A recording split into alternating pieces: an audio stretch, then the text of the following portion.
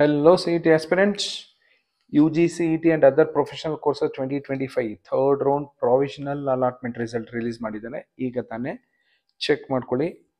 This is only a round 3 provisional seat allotment, not real allotment.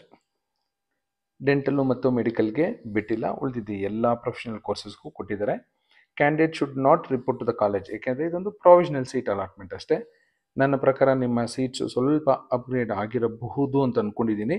Comment ಬಾಕ್ಸಲ್ಲಿ comment ಮಾಡಿ ನಿಮ್ದು ಏನಾದರೂ seat upgrade ಆಗಿದ್ದರೆ.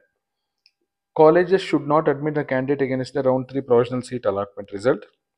Objections, if any, may be sent to the email before 11 PM on 11/9/2025. 11ನೇ ತಾರೀಕು September 11 ಗಂಟೆ, ರಾತ್ರಿ 11 ಗಂಟೆವರೆಗೂ ನಿಮ್ಮ ಅಬ್ಜೆಕ್ಷನ್ಸ್ ಏನಾದರೂ ಮೇಲ್ ಮಾಡ್ಬೋದು.